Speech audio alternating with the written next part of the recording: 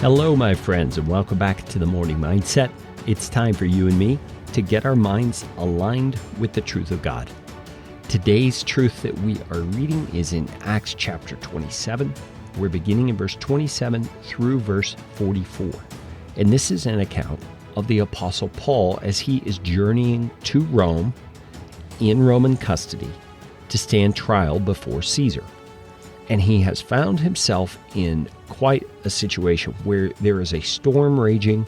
The ship that he is in is being tossed to and fro. They've been throwing things overboard, trying to keep themselves safe and manageable within the storm, and nothing seems to be working. And Paul has given them a bit of insight through a vision he received from God that the ship is going to be lost, but all of them, all the people, are going to be saved. So let's continue reading to see how it works out. When the 14th night had come, as we were being driven across the Adriatic Sea, about midnight the sailors suspected that they were nearing land. So they took a sounding and found 20 fathoms.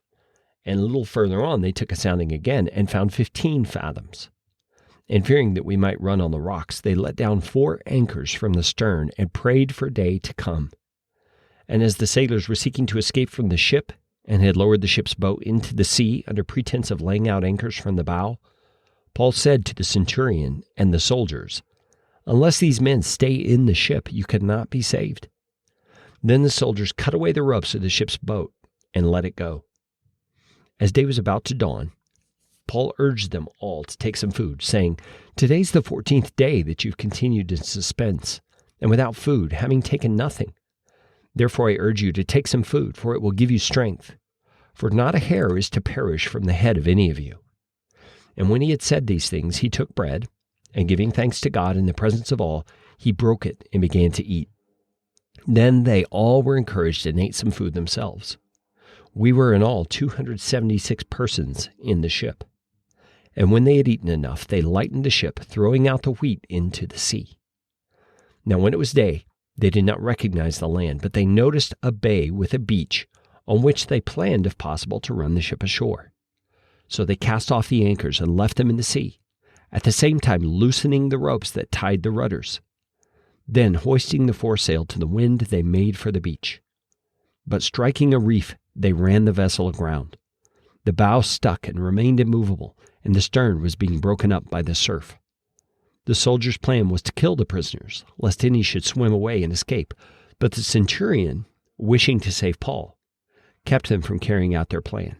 He ordered those who could swim to jump overboard first and make for the land, and the rest on planks or on pieces of the ship. And so it was that all were brought safely to land.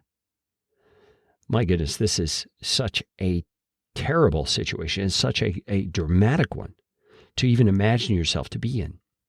And my friends, I want you to think for a moment that in the midst of all of this, it seems like there was a piece of solid ground right in their midst, something they could stand on, something they could rest in. And that solid piece of land was Jesus himself through the Apostle Paul. Notice how Paul continues giving encouragement. He continues giving them hope. He continues being that light in the midst of the dark storm. And he's doing that because his eyes are not on the storm. His eyes are on his Savior. His eyes are on the one who controls the storm. And my friends, there's all kinds of analogies we can use out of this situation to remind ourselves that the storms of life that we face, though big and perilous and dangerous, are storms that Jesus controls. And if we keep our eyes looking to him, we too can be the hope in the midst of the storm, like Paul was. Paul was the one who gave them courage. He's the one who gave them instruction. He's the one who guided them to do what was wise. And he's the one, even though he was a prisoner, who was kind of the motivation of saving all the lives of the people. By the centurion wanting to save Paul's life, he saved everyone's life by enabling them to jump overboard and swim for land. My friends, what is the storm you're in right now? Where do you need to put your eyes? Not on the storm, not on the circumstance, but on your Savior. Keep reminding yourself, keep fighting to believe Jesus is in control and Jesus is doing good. Jesus is the one who's guiding you through the storm, not around it, not away from it, but through it. And he will bring deliverance in the timing that is best.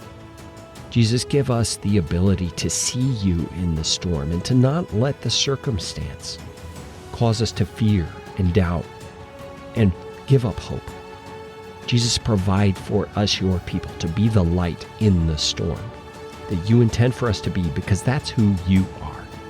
We ask it in your name, Jesus. Amen.